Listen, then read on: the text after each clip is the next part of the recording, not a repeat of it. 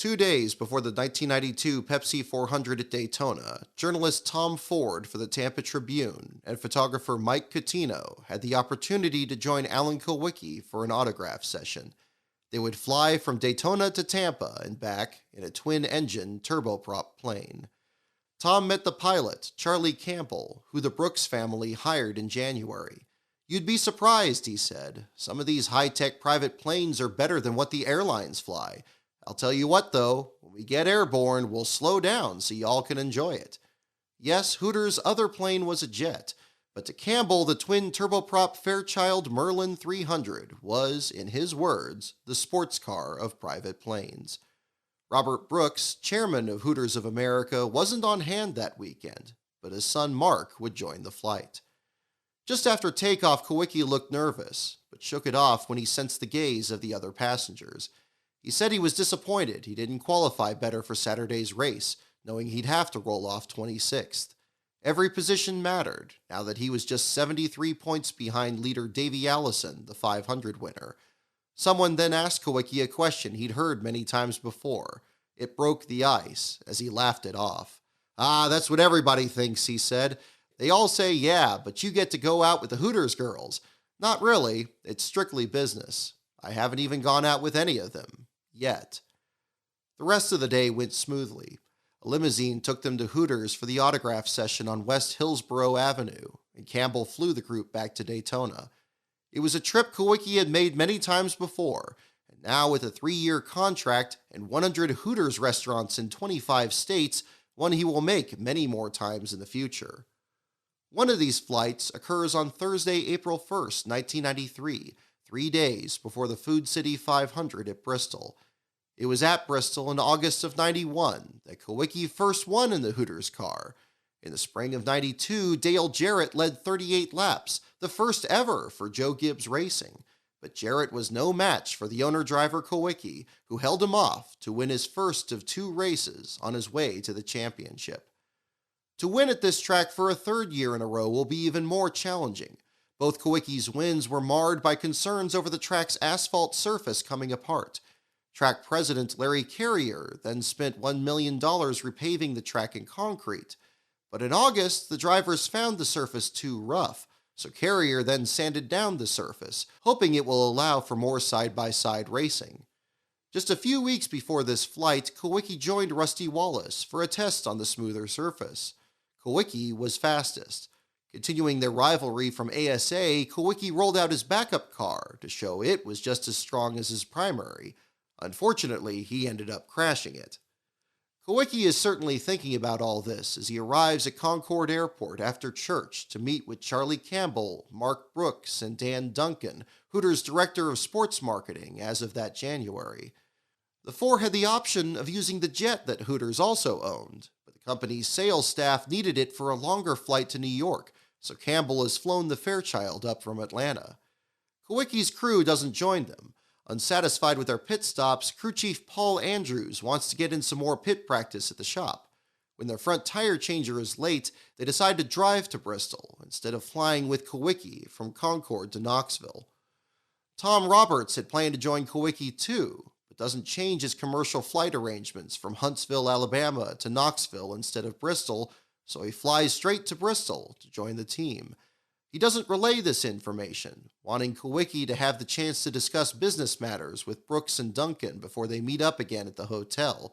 So when the Hooters plane takes off, Roberts' name is still on the manifest.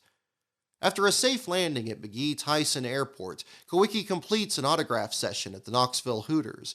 There, he signs copies of this hero card that Mark Brooks produced for the 1993 season. It's wildly popular with the fans.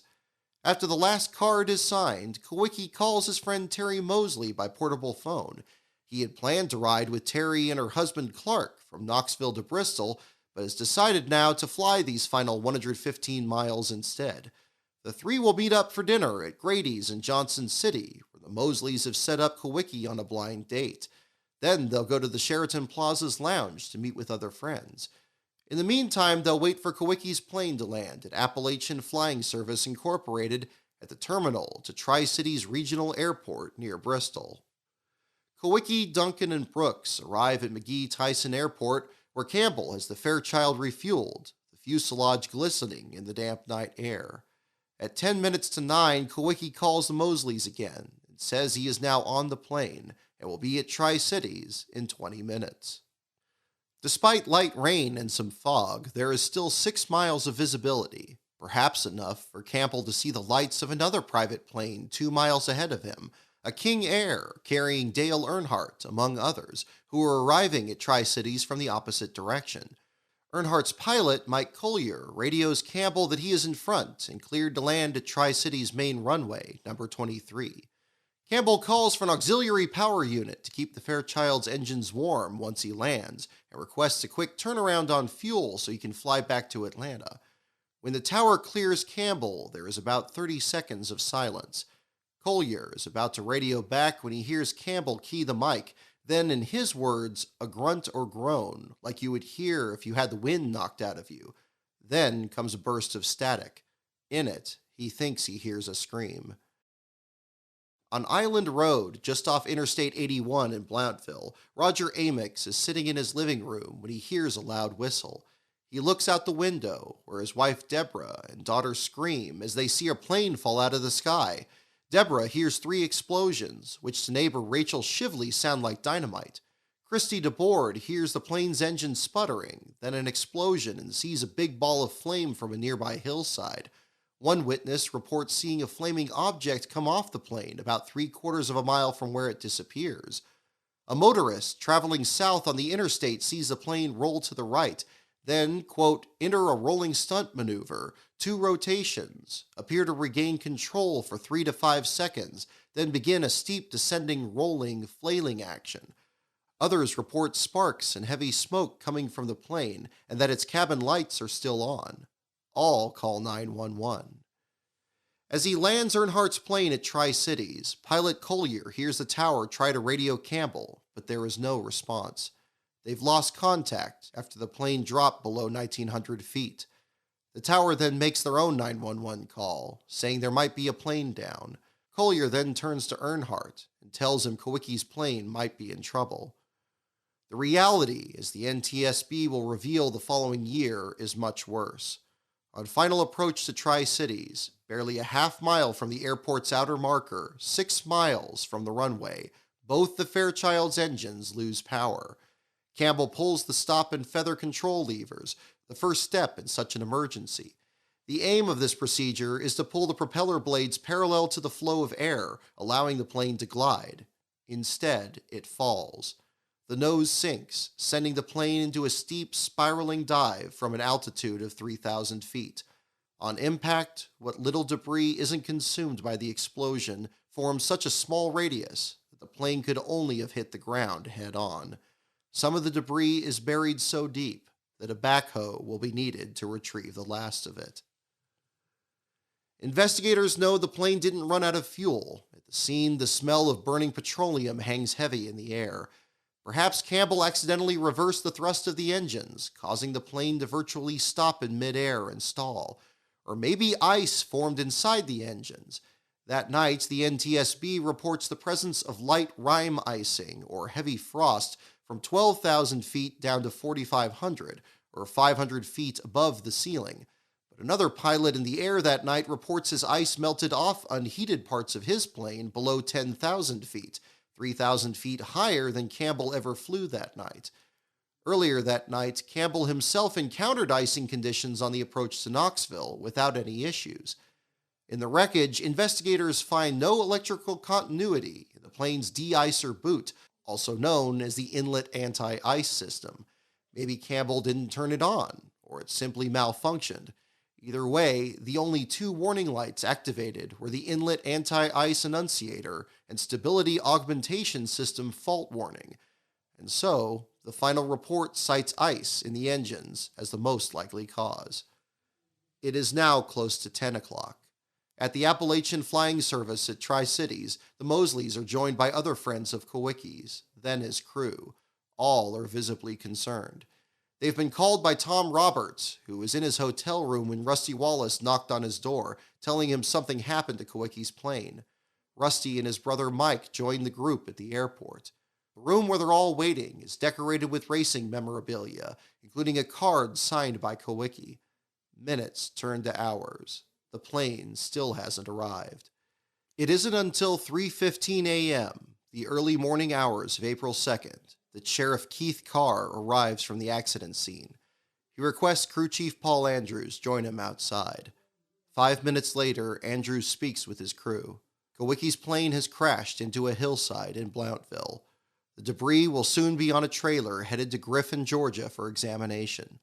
Already, 4 bodies have been recovered from the scene and are now being taken to the Quillen College of Medicine for positive identification. The crew already knows who they are. Just after 8 in the morning, Sheriff Carr and 2 of his officers hold a press conference in the Bristol Motor Speedway. Alan Kulwicki is dead. Killed with him in the crash are Mark Brooks, Dan Duncan, and pilot Charlie Campbell.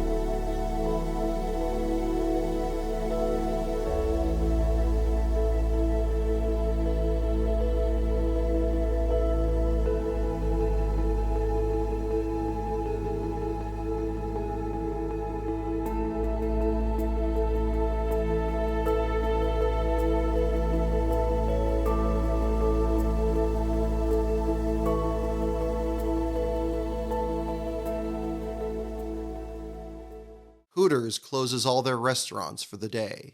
Benny Parsons says a prayer. Flags are lowered to half-mast at Bristol, at Ford's North American Automotive Operations headquarters in Dearborn, and at Kulwicki's hometown of Milwaukee, Wisconsin. Michael Cranifus, director of Ford's racing program, says Alan was really more to us than just the Winston Cup champion and a guy who raced Fords. He was the people's champion as well. Gary Nelson says, everyone at NASCAR is deeply saddened by the loss of such a great champion. Personally, he had become a friend of mine. I went to him for advice many times. His engineering ability really helped me through a lot of technical difficulties that I encountered. We're going to miss him tremendously. Our hearts are out to the families of everybody involved. From Bill France Jr., Alan's legacy in NASCAR racing will be his determination and commitment to give his best to every endeavor. While he reached his lifetime goal of being the NASCAR Winston Cup Series champion, his tragic death reminds all of us of the realities of everyday life. Alan was a great NASCAR champion. His fellow competitors are stunned. 15 years that I know of every day and every night, total concentration. And I was real proud for him when he won the championship last year, and I think he knew that. Everything he did was perfect. I mean, he didn't leave it alone till he got it perfect, and he just was a super guy, and we just can't believe it. One thing that really impressed me about Alan being a single person and being 38 years old is every weekend while we were in Mass, Alan was there too. Both of our families being Catholic and everything. I was really impressed by that and happy to know that among all the influences that are involved in this sport and in all walks of life, that Alan had his priorities in the right place. He was a type person that was truly dedicated to his work, and we have to have a lot of respect for him for what he accomplished in the sport, what he accomplished while he was on this planet, that he was able to do exactly what he set out to do, and that was to be Winston Cup champion. He'd always ask a lot of questions and always try to get his car best he possibly can, and he'd say, you know, what do you think about something? And you'd answer him, and he'd disagree with you, you know, and you'd chuckle inside and you go, doggone him, why does he do that? But when it was all said and done, he'd get all that information and he'd go do it his way, you know. And when they had that tribute to him when he won the championship and said, I'd done it my way, I just thought it was such an appropriate song because that fitted Alan so well. I choose to remember Alan and his championship at Atlanta and at New York at his party and what he meant. I think he was it was the epitome of what living in the United States is about, that you can achieve your dream that you want by doing it your way, and that's the way Alan Kulwicki did it. He was a tremendous champion for this sport, and we'll all miss him. You try to understand why things like this happen, says Darrell Waltrip. Here's a guy who works so hard to accomplish something and finally does it. It looks like he's ready to enjoy the benefits of all his work, and now this. You want to give God the glory and honor and credit for everything, but times like these make you wonder what it's all about. We all worry about these cars hurting us, and then this. Something devastating like this tells you one thing. You've got to live every day like it's your last. Kulwicki is the second NASCAR driver killed in 1993, following Joe Boer's fatal wreck in the Goodies Dash Series race at Daytona that February. He is the first reigning Cup champion to die since 1964, when Joe Weatherly was killed in a wreck at Riverside. In fact, as Greg Fielden would later point out, Kulwicki's statistics for 1993 are identical to Weatherly's.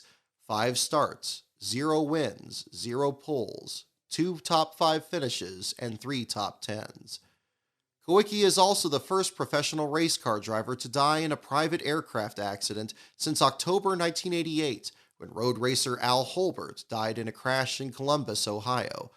Unbelievably, Kulwicki will not be the last for 1993. Outside, the track is cold and damp, the sky a muted gray. A few flakes of snow float through the still air. When Peter Jellin enters the track driving Kulwicki's hauler, he doesn't park in the infield at stall number 1, reserved for the reigning champion. Instead, NASCAR has him park on the front stretch, just in front of the flag stand, its engine shut off until officials figure out what to do. The hauler isn't in the way of anybody. The weather has already delayed opening practice. Someone walks onto the track and attaches a red, white, and blue wreath from Anheuser-Busch onto the truck's grill. Gerald Kulwicki, Alan's father, is the sole beneficiary of his son's will. It is he who formally withdraws his son's team from the race. And so at 10:30 a.m., Jellin fires the engine and rolls onto the track's apron. For 3 minutes and 45 seconds, the snow stops, and crews along with a handful of fans watch as the hauler completes at least one lap. As the hauler passes by the flag stand for the final time, flagman Doyle Ford waves the checkered flag. The moment Jellin leaves the speedway through the gate at turn 3, the snow picks up again. It finally stops a half hour later. I probably held more respect for Alan Kulwicki than anyone else in this sport for what he was able to do with sheer determination, says Kyle Petty. His accomplishment should stand as a testament of what can be done if you want it enough and are willing to work for it. Petty will wear an embroidered AK-7 on his uniform. He'd carry this on the sleeve of every other uniform he'd wear for the rest of his career. On this weekend, Petty is far from the exception. Crew members, media, and drivers wear black stickers with the white number 7. Many more 7s are placed on every car in the grid. The one on the left rear doorpost of Dick Trickle's number 75 is an actual headlight decal from Kulwicki's car that Paul Andrews gave to team owner Butch Mock. Mock thinks about saving the sticker, then decides to put it on the car instead. Unfortunately, the crew forgets to put the pin in the steering wheel, causing Trickle to wreck the primary car in practice. The team has to scramble to prepare the backup. One of the biggest tributes comes from Tim Brewer, who, as Bill Elliott's crew chief, watched from pit road as Kulwicki beat his driver for the championship. Now leading Bobby Labonte's team at Bill Davis Racing, Brewer has his crew wear black armbands and even paint over the white TH on the nose of the number 22, so it, like Kulwicki's car, reads Underbird. As with Trickle, a practice incident damages the car, so the crew reapplies the decals to the nose. Allen was highly respected as one of the hardest working, most intelligent men in this sport, says Brewer. We wanted to do this to pay tribute to him in our own little way, and to say that we'll miss him tremendously. It is the same on the other side of the fence, as fans mourn the loss of their champion. Among them is Sandra Atkinson, mother of Lori Earp, who works at Budweiser Racing.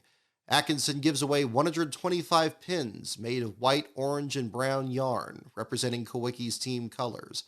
Others print signs and fly them everywhere, sticking them to the walls or dangling them from the stands. After the weather delay, NASCAR keeps the rest of the weekend on schedule, though with tributes to the plane crash victims planned before each race. In Busch Series qualifying, Ward Burton beats Kulwicki's track record with a lap of 122.945 miles per hour.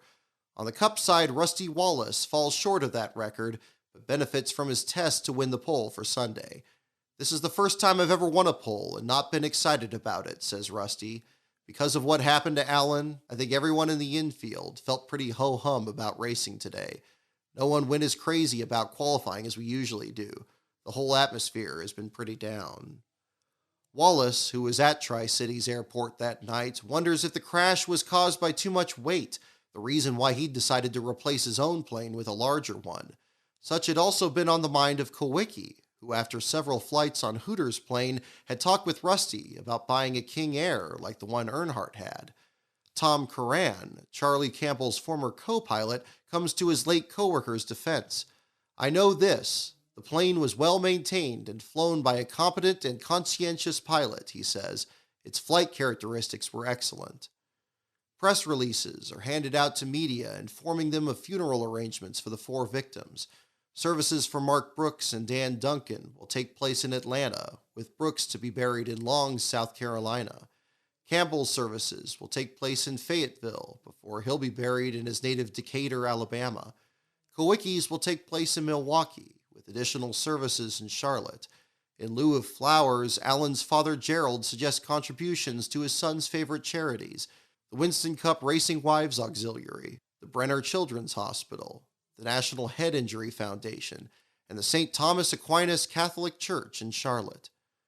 Kulwicki's hauler arrives back in Harrisburg, where fans are already leaving flowers on the large Alan Kulwicki Racing sign out front. Inside, the few crew members who didn't make the trip to Bristol wander the shop in disbelief. Gary Preziosi, a machinist, tinkers under the hood of an El Camino in front of the shop. He doesn't know why he's doing it, other than to stay busy. He can't even remember the last time he worked on it. By then, Alan's father makes another important decision. Unwilling to operate the team himself, but equally unwilling to let it disappear, he and attorney Tom Grady decide to appoint an administrator. They select Felix Sabatas, who had just expanded his own Winston Cup team to 2 cars with the hiring of rookie Kenny Wallace. Sabatas will operate Kulwicki's team until a new owner can take over. Kulwicki had kept his team in good order, but even if it were sold that day, legalities mean it would still be 7 or 8 months before the transfer could be completed. It won't be that day regardless. Sabatas doesn't want to make any business decisions on the team until after Kulwicki's funeral. Alan was my friend, he says. He was a competitor. The only reason I'm doing this is because Alan would probably want me to do it. As a team owner, I have no comment because my heart is hurting too much. Hello everyone, I'm Jerry Punch, and we at ESPN would like to pass along our heartfelt sympathies to the families of those involved in this horrible tragedy. As part of the motorsports community, we too share your grief, and together mourn the loss of our dear friends. And it's tough to lose Alan, certainly, but it's comforting to know that he is leaving us with a legacy and an inspiration that will live on for many years to come, and no doubt will have a profound effect on a lot of race drivers' careers, especially those who feel themselves as underdogs. And Alan Kulwicki and his team of underdogs winning the 1992 Winston Cup Championship will never be forgotten. As long as racing continues and as long as men seek and find the American dream, we will always remember Alan Kulwicki. Shall we pray? Dear God, we thank you for your love and for your grace and for your mercy. And dear God, we thank you for your ability to look on the inside of a human being and judge that person for their heart. And God, as you look today inside of each and every person's heart who is here at the racetrack or at home watching it on TV, you know our hearts, and they're split. God, part of our hearts tell us that we're happy, we're excited, and we're enthused because this is what we look forward to each and every year, racing coming to Bristol.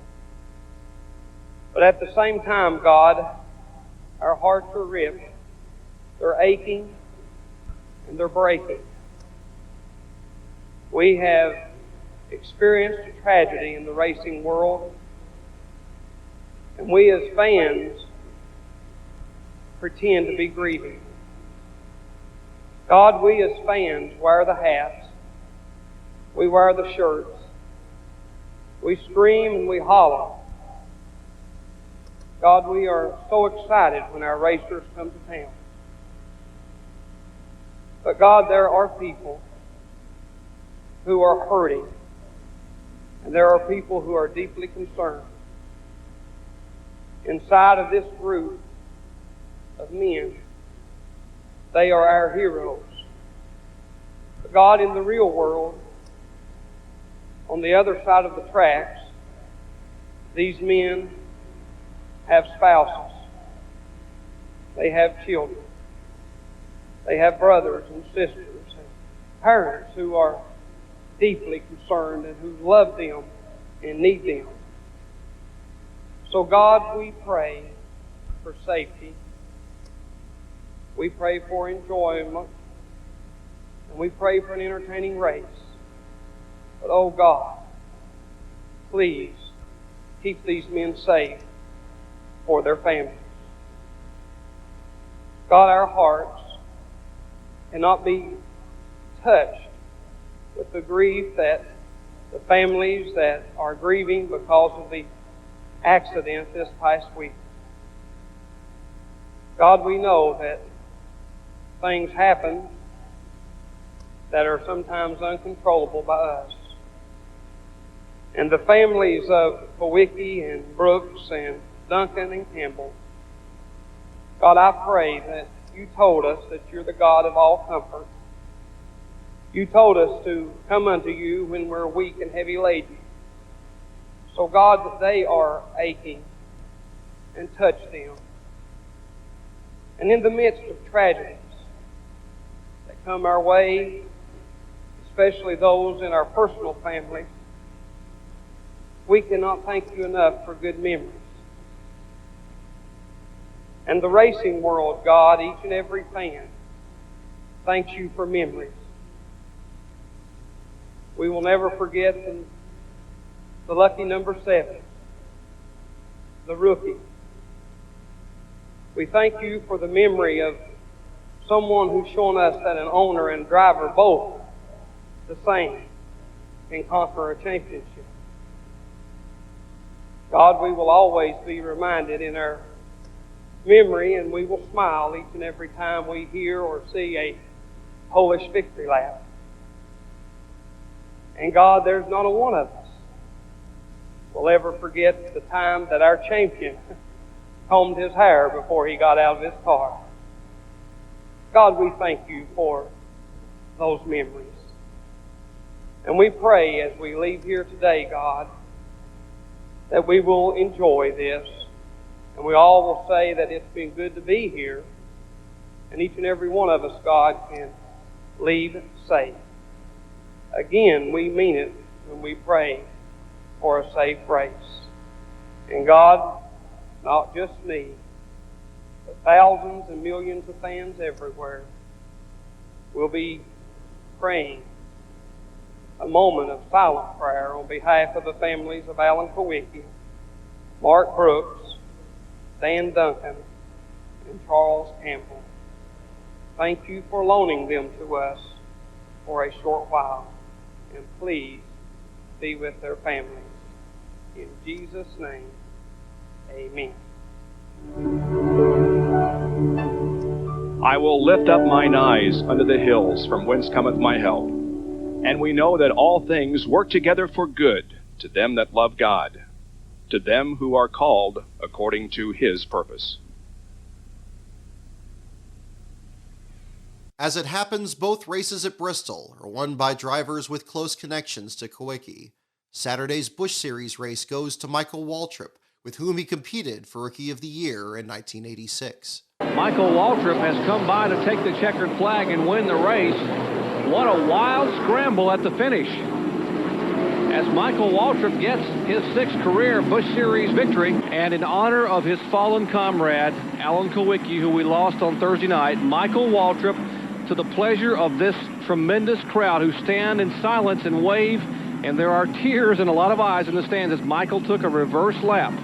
What Alan Kulwicki coined back in 1988 when he won his first race at Phoenix, Arizona, the Polish victory lap. In honor of Alan Kulwicki, Michael Waltrip heads to victory lane backwards. Hey, Mike.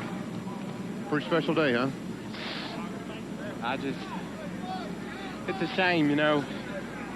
I started the same time he did, and a lot of people, you know, might have thought I might have been jealous of all he accomplished, but that's quite the contrary. I was real proud of what he did. He's a true champion.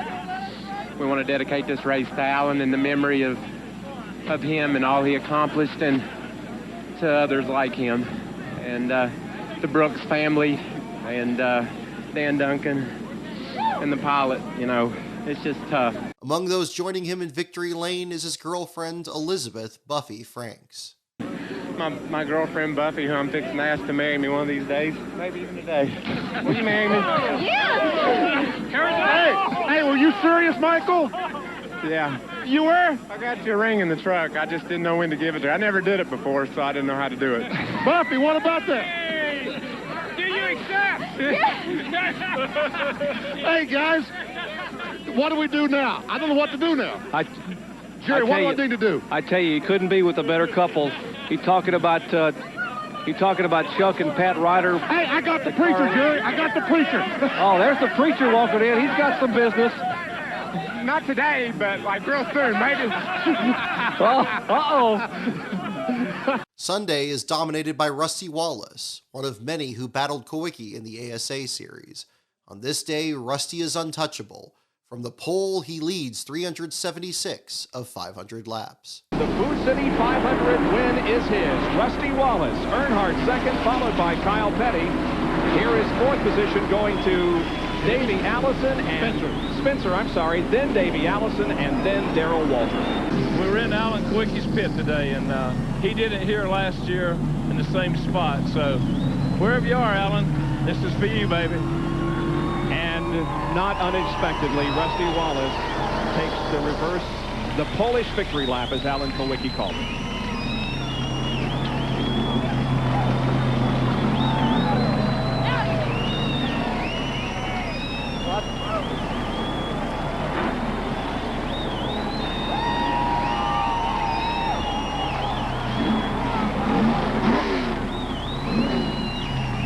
All the way around this half-mile racetrack, the crowd is on its feet.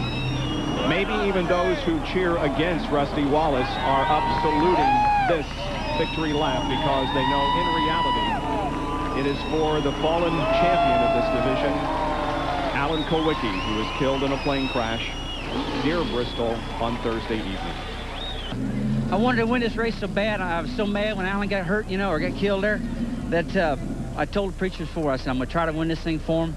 And boy, I was pretty intense today, and I did that. And boy, when I took that thing, I looped that baby around, and I did the Alan Kulwicki victory lap, and I was so proud for him. You know, it's just to Paul Andrews and his whole crew and his all his friends and stuff.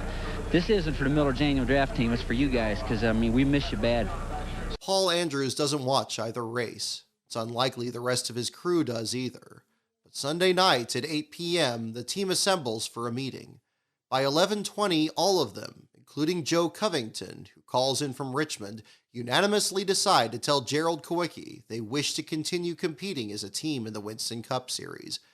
As far as who's making the daily decisions, says Andrews around this time, it depends on what the situation is. If it's car-related, it's probably me.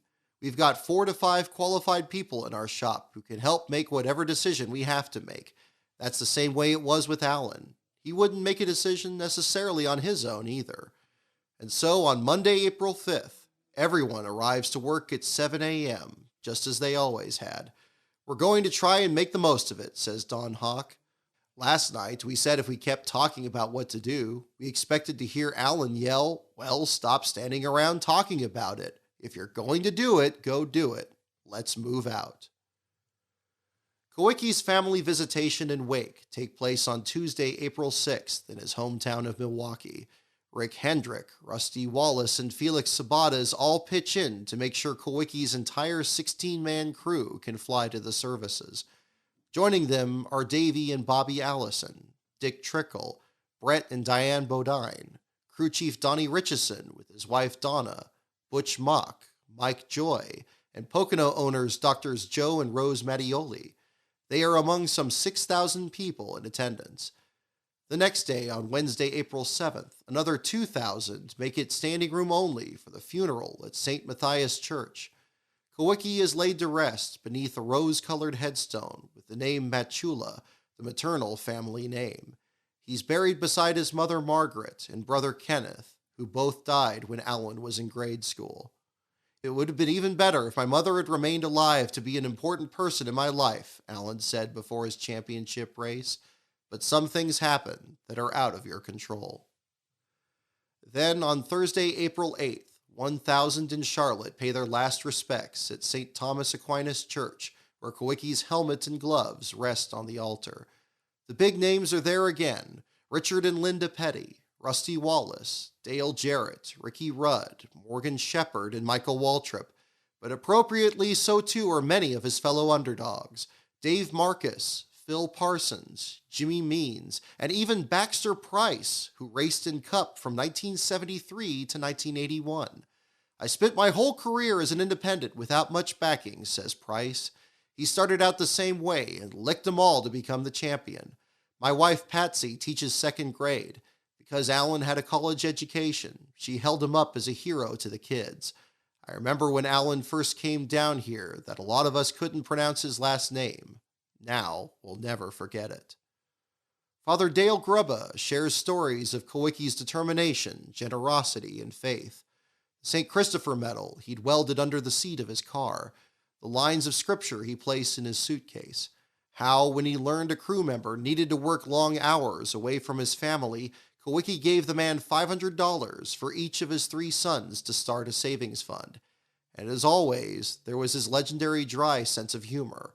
Once, after a bad wreck sent him to the infield care center, his friends asked him, "Alan, what did the doctor say?" The driver smiled. He said, "Take a quarter turn of wedge out of the left rear."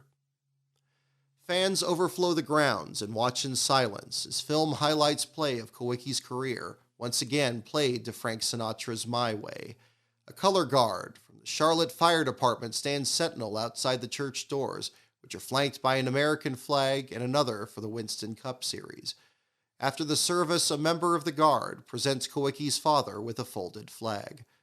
The next day, at his son's shop, Gerald is still overwhelmed by just how many people attended the services. "I thought there would be quite a few people, but there's such an outpouring," he says. "It's just hard to believe there are so many people that just loved him so much."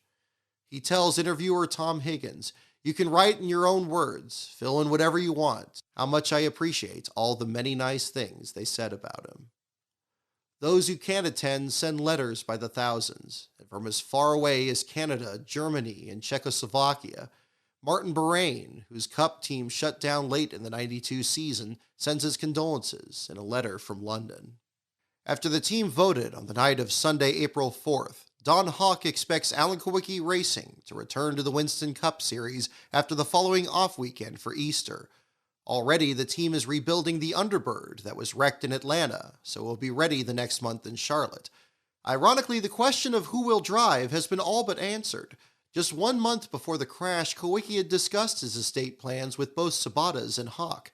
In both cases, Kulwicki told them that, if he were ever injured, he would want just one driver to relieve him, Jimmy Hensley. At 47, Hensley was nearly a decade older than Kulwicki and had taken a particularly interesting path of his own into the Winston Cup Series. He was perhaps best described as a short-track ringer, a Virginian oil truck driver who raced on the weekends for fun, never worrying if a deal didn't last because he still had a day job. It hardly even mattered that he no longer drove for his Uncle Hubert in the Busch Series, which by now won the championship with Chuck Bown. "I've never owned my own car," he said. "I still work. When I'm not racing, I drive an oil truck. I've always done it." Hensley's remarkable calm under pressure landed him massive opportunities. In 1989, when Dale Earnhardt's travel plans were interrupted by Hurricane Hugo, Hensley got in the GM Goodwrench Chevrolet and put it on the pole, locking himself into the Busch Clash. The next year, after the death of Rob Moroso, Hensley stepped into the Crown Oldsmobile for the next 2 races at Charlotte and Rockingham.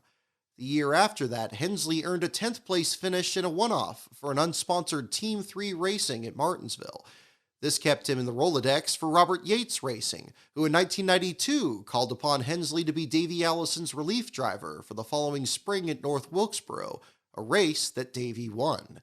As at Martinsville in 89, Hensley didn't get to race, but his speed in practice and qualifying were enough to get the attention of Cale Yarborough, who swapped Hensley in for Chad Little.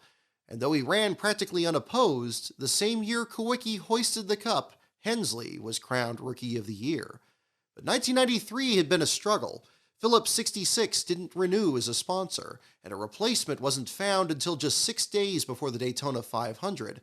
That sponsor was Hooters Restaurants, which came on board with their own driver, Derek Cope. Just like that, Hensley was out of a ride again, but once more didn't have long to wait. Jimmy Means wrecked in his 125-mile qualifier and brought him on to race the 500 in his place. Hensley, too, crashed out, but got Means' number 52 into the next 2 races at Richmond and Rockingham, even as his Ford carried a phone number inviting fans to help out Means' underfunded team. Through it all, Kulwicki continued to sing Hensley's praises right up until his death, remarking on Hensley's ability to save his equipment. After qualifying the previous week at Darlington, Kulwicki told Sabatas, quote, "It was a shame that Jimmy Hensley hadn't gotten a shot at any of the rides that came open this year, because he thought Jimmy was a pretty good driver and a nice human being. He thought a lot of Jimmy." But since Hensley always thought Kulwicki was too busy, the two had never talked face-to-face. He wasn't even sure this ride was actually being offered to him now. "I wish it was under different circumstances," said Hensley when he heard of the rumors. "But if they ask me, yes, I will. It's a great car. It will be a tough situation, but I'm sure we'll get through it." That moment comes on Thursday, April 8th, the same day as the services in Charlotte. In a conference call with Felix Sabatas, Don Hawk, and Paul Andrews, they offer the ride to Hensley. It is a temporary deal, one subject to the sale of the team, but no different from deals Hensley accepted in the past, so he agrees. His first laps will come in an upcoming test at Talladega on April 12th, followed by at least the next 3 races at North Wilkesboro, Martinsville, and Talladega, with an option to complete the season. "Allen's car and team are the best I've ever had for a race," says Hensley. "The fellows on that team are winners. It's up to me to go out and do the job for them. It's a great opportunity for me. I just wish that it had come under different circumstances."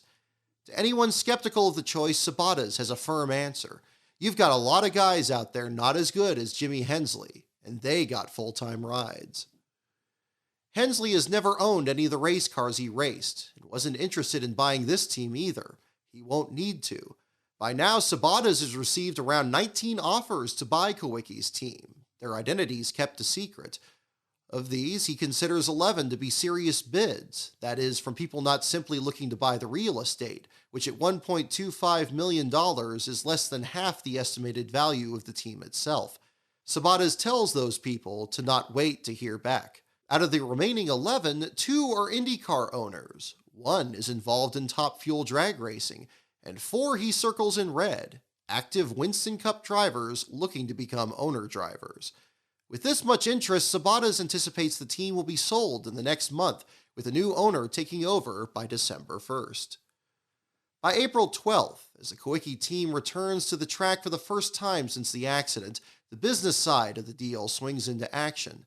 Ty Norris, who in addition to his duties on the Kulwicki team handles publicity for R.J. Reynolds Tobacco Company, works out deals for other drivers to help with the duties assigned to the Winston Cup champion.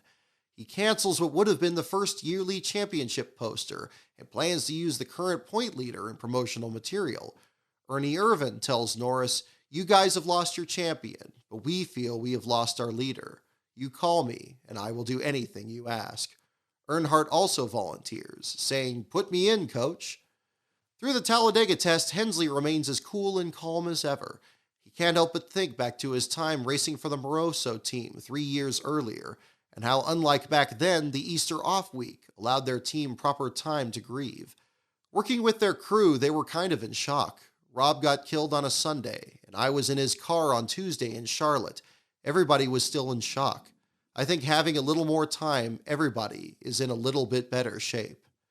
But as Hensley concludes his test, his team is dealt another blow. Bob Brooks, deep in mourning over the loss of his son and business partners, decides to end Hooters' sponsorship of Alan Kulwicki Racing, effective immediately. You don't ever want to lose a child. I don't care who you are. It's one thing for a spouse or a mother, father, so forth. You expect some of these things, but your blood is something that's hard to take. Not only that, but I had 2 other associates that were real good close buddies of mine. The closest thing I had the buddies. And Alan Kulwicki. Alan was a good friend of mine. A lot closer to him than a lot of people realize I was. But we were hurt. We didn't want to go racing. And the only thing, we discussed it with everybody. And we just didn't want the Hooters car out there. And the only thing we could do is what we did. And unfortunately, it's something that we couldn't explain to everybody at the time. But it was not... That's the best we could do with it in the circumstances. And but basically, most of the racing community, and I'm surprised at the friends I have out there, but they've been supportive of the decision we made. Even Bill Francis said the same thing, you know. And I think some people were hurt and disappointed we weren't racing. And I think maybe they took their frustrations out a little bit, which is understandable. And but no problem. If they were where I was, they'd probably done the same thing. Hooters' withdrawal does not necessarily come as a surprise. Near the end of his life, Kulwicki expressed he was flustered over his dealings with Hooters, saying he never seemed to have the time to sit down with them and discuss matters personally. Indeed, according to David Poole's book, Race with Destiny, one of Kulwicki's goals for '93 was new sponsorship. Specifically, he wanted to take the Budweiser backing from Junior Johnson. Back on April 8th, the same day Kulwicki's memorial services were completed in Charlotte, Brooks and 4 of his vice presidents held a 5-hour meeting with Sabatas and the team at the shop in Harrisburg. What transpired can perhaps be best understood by trying to reconcile the viewpoints of both Sabatas and Mike McNeil, Hooters' vice president of marketing, which Steve Wade chronicles in the April 22nd issue of Winston Cup Scene. When Brooks arrived, he told the team he'd decided who would drive Kulwicki's car. Sabatas was surprised, but his trustee agreed to hear him out. If it was a reasonable suggestion, he'd talk it over with Gerald Kulwicki. If it wasn't, he'd simply say no. "Loy Allen Jr.," said Brooks. "Who?" asked Sabatas. Brooks explained that Allen was Hooters driver in ARCA, where he'd won a couple races driving Robert Yates cars and motors.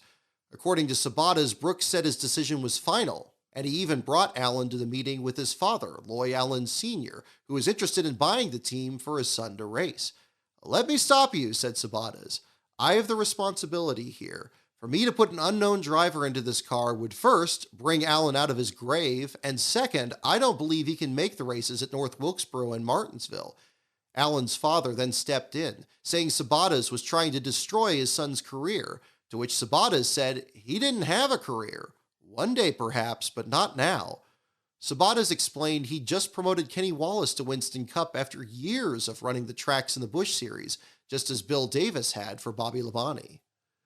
McNeil later says hiring Loy Allen Jr. was suggested, but denies that Brooks gave the team an ultimatum. Allen was already being developed well before the accident even occurred. The reason for a backup plan was simple. When Hooters' contract with Alan Kulwicki Racing would expire in 1994, they anticipated other sponsors would outbid them, putting up anywhere from $5 to $10 million, money that Hooters simply didn't have. Brooks felt it was reasonable to develop a relationship with a new driver, so when the day came that they could no longer afford Kulwicki's team, they could continue with another driver. Sabatas then told Brooks and the Allens that the team had already decided to hire Jimmy Hensley. Allen's father scoffed at this, saying if he was such a good driver, then why was he unemployed? Sabatas told the Allens if they wanted to buy the team, he could deposit a check by April 12th. Otherwise, they weren't going to turn their back on Hensley. Mike McNeil at Hooters said Sabatas' unilateral decision to hire Hensley violated the terms of their contract. Sabatas said Hooters was only entitled to a reasonable refusal of whoever the team picked. McNeil further states that Sabatas was unwilling to consider other options. The first was to not enter a car at all, and instead park Kulwicki's car behind pit road at each race. Since pit selection was determined by the previous year's point standings and not their rank in qualifying, this would have left the stall closest to pit exit completely unused. NASCAR had seriously considered this, but the team knew that if they did, they wouldn't receive up to $200,000 in appearance money for the rest of the season. NASCAR had already granted the team an exception for skipping the race at Bristol, meaning if they entered the car the rest of the season, they would receive the money and be able to actually use the first pit stall all season. There were also the options of letting Brooks purchase the team or allowing the crew to instead, but neither of these were seriously considered. Sabatas then turned to Brooks and asked him to keep sponsoring the team through April because some good Winston Cup drivers were interested in buying the team. Brooks asked who they were, but when Sabatas told him they were Ricky Rudd, Bill Elliott, Brett Bodine, and Jeff Bodine, drivers who, unbeknownst to anyone, would all at one point start their own teams driving Fords, Brooks said none of them were a Hooters type of person. McNeil added that it was unreasonable to expect the sponsor to remain with the team when the permanent owner, driver, or associated sponsors were yet to be determined. Brooks was about to leave, but in a last-ditch effort, Sabatas asked him to at least keep Hooters as sponsor through the next race at North Wilkesboro to not embarrass Hensley. Sabatas said Hooters agreed, but on the 12th released a statement they had left the team anyway. The relationship between Hooters and Alan Kulwicki was unique, said Brooks. I started with Alan on a handshake basis, and we developed a special bond. It is unrealistic to think that such a relationship could be formed with a new owner and driver in so short a time. According to Sabatas, he didn't know Hooters left until a journalist called him asking for details. Apparently, Brooks hadn't contacted anyone on the Kulwicki team, including their PR contact Tom Roberts. McNeil said the separation was inevitable. Most intriguingly, Hooters will continue their sponsorship of the Winston Cup season finale, the Hooters 500, the ARCA Series itself, then known as the ARCA Hooters Supercar Series, and Loy Allen Jr., both in ARCA and now most likely in Winston Cup. Sabatas estimates Hooters' departure cut the team's value in half and lost Ricky Rudd as a potential buyer.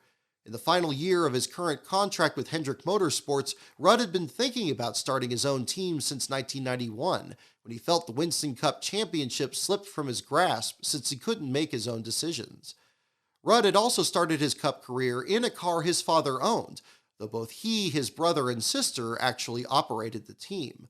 But Rudd won't do it again without a sponsor, and so Sabatas continues to seek buyers. This is a very good team with some very capable people, he says on May 1st. If you put the right driver in the car, you could win a championship with that car. Not this year. I think the team is already too far behind. But next year. By themselves, sponsorship issues were nothing new to Alan Kulwicki Racing. The team's number 7 has used the same font since 1987, when it was stylized to match the Z of his new sponsor, Xerox Antifreeze.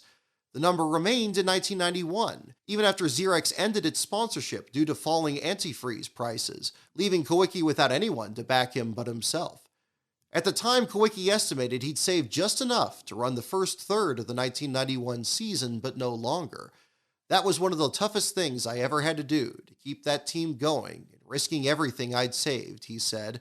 It was after I'd turned down Junior Johnson twice, and it was becoming harder and harder to stand by that decision. It wasn't until the season's 4th race in Atlanta, and only after he won the pole, while fellow owner-driver Mark Stahl missed the race, that Hooters first sponsored Kulwicki's car. And even then, it was just for one race, and only for $25,000. Kulwicki didn't know Hooters was ready to offer $50,000. The long-term deal that had just ended wouldn't be signed for another 6 months. Now, the team doesn't even have that, and the next race in North Wilkesboro is less than a week away. Of all sponsors, it is Bojangles, the very same company that cost Hensley his ride with Cale Yarborough's team, that comes to the rescue. Dick Campbell, president of the fast food chain, makes the offer without seeking publicity for his restaurants. Campbell also brings on 2 charities. The Easter Seals Foundation adorns the hood, and Shriners Children's Hospital for the rear deck lid. The words, "In memory of Alan, Mark, Dan, and Charlie," are on the car's C-pillar and TV panel. Most importantly, the logos will stay on the car for all of Hensley's scheduled starts, North Wilkesboro, Martinsville, and Talladega. It is a massive relief to Sabatas in particular, who earlier promised to keep the team solvent through April, even if he had to pay out of his own pocket. It is also a relief to Don Hawk, though he has put the sponsor debacle behind him. "Hooters is a subject that doesn't bother me that much," he says on April 17th. "The quick pullout doesn't bother me. I would have loved if they stayed. It doesn't bother me that they are gone. I don't mean that disrespectfully. It's something that is behind me. I am the type of guy that likes to look straight ahead, and that one is over my shoulder, and I can't do anything about that. We are just going to make the best out of the direction we are going." In truth, not all of Kulwicki's sponsors have left the team. One is American Racing Custom Wheels, who provided the wheels for Kulwicki's race cars. The team will continue to run a version of American's AR766 street wheels. Both the Ford Motor Company and Purelator Filters step up their involvement. Purelator was the biggest sponsor to join Kulwicki after his championship, intrigued by the driver's engineering background. The company wasn't even on the market until the sudden closure of Bob Whitcomb Racing just days before the 1993 Daytona 500, the same closure that also had a role in costing Jimmy Hensley his ride in exchange for the now available Derek Cope. With Hooters gone, the crew no longer wear their orange and white uniforms, so Purelator pays for new ones. Hensley's is in white, while the crew wear black. One crew member embroiders a Mighty Mouse patch onto his. Don Hawk is spotted in a Purelator jacket, perhaps hinting at the company stepping up their involvement even more. Once the team arrives in North Wilkesboro, their competitors also pitch in. "This is the toughest thing I've ever had to go through in my entire life," says Paul Andrews. "But all the teams in the garage area have been extra supportive. We're not going to change the direction this team is headed in. We're going forward and ahead, as normal and as usual."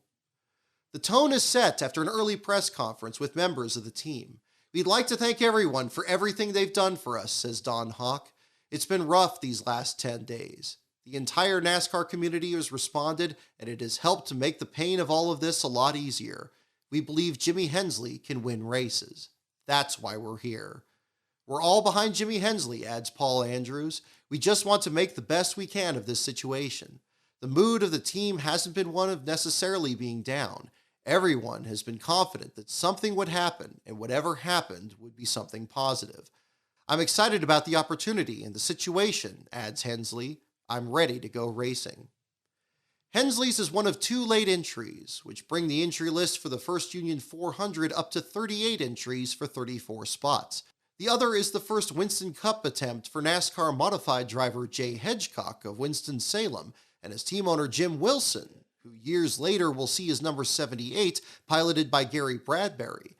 Hedgecock misses the show, but Hensley enjoys a strong start to his weekend in practice. "I was a little nervous," he says after, "a bit apprehensive in what I wanted to do. I'm just going into it as a race car driver, and most race car drivers come to the track to win races. I've been at it for 28 years, and I would certainly like to win for Alan, but for me also." He then qualifies a solid 13th on the grid. "Good," he says after the lap. "We're a little loose, but not bad. I'm glad to get this part over with. Just get the first step out of the way. We can get down to racing now." You know, it was Alan Kulwicki's wish that Bridgewater, Virginia driver Jimmy Hensley drive his car if he were ever incapacitated. Unbeknownst to Hensley, Kulwicki had developed quite an admiration for Hensley's ability to save a car and push the button only when he had to, much as Alan had to do back when times were very lean. That's been well documented. Hooters Restaurants has pulled away from the team, citing a difference in philosophies as to the direction they were headed. So this team almost didn't get here, but upset some people like Purelator, an associate sponsor, and Wilhelm, and Nick Campbell, the CEO Bojangles Restaurants in Charlotte said, hey, I've already got a race team with Derek Cope, but I'm a fan. I want Alan Kulwicki's wishes to be fulfilled, so I will sponsor the car for here, Martinsville, and Talladega. But I don't need the exposure, so let's put my favorite charities on the car. So on the front of the car, Easter seals, and on the very back of the car is a sign for the Shriners Hospital for Crippled Children. What will happen to this race team? Where will it go after Talladega? Well, a lot of that can depend on what happens here today. On Sunday at 11:20 a.m., with the track's flags at half-mast, the crowd at North Wilkesboro cheers as a number 7 is pushed out of the garage and onto the grid. Unlike in the first 5 races of the season, the car carries onboard cameras and will for most of the team's remaining races in '93. For the first time in 3 weeks, Alan Kulwicki Racing is ready to take the green flag in a NASCAR Winston Cup race. Cheering the start of the race. The green flag is out, and here we go.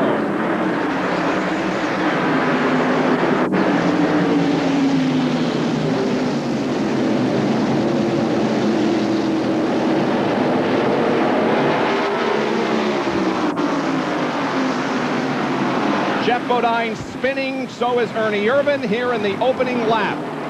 And Mark Martin tags Jeff Bodine hard, and there is a fire burning at the back of Mark Martin's car.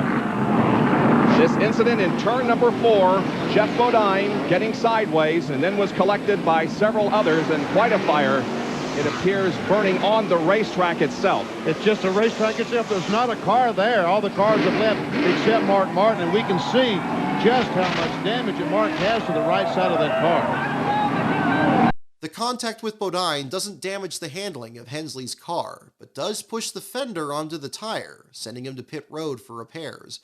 The race's longest green flag run stretches for 266 laps, during which Hensley has a good pit stop, but is lapped by Sterling Marlin. Hensley gets his lap back, and on lap 366 moves past Bill Elliott to take the 10th spot. Then, with just 19 laps to go, Jimmy Hensley has hit the wall, has spun into the wall. Jimmy was running in the 10th position. Caution comes out for the 4th time this afternoon, and Gary gets the car down off the, rather Jimmy, and gets the car down off the banking and continues running. Jimmy Hensley. Yeah. We'll see some pit stops. You can see some damage done to the car. Let's see what did happen. Earnhardt down on the inside of him and clips him just a little bit going into the turn and shoots him around. Harry Gant almost hit him, but he was able to get by. It didn't look like Hensley hit the wall too hard, but did a little bit of damage there on the left rear. Hensley once again recovers to finish 12th, the 3rd car off the lead lap. Jimmy's a great driver, says Danny Glad after the race.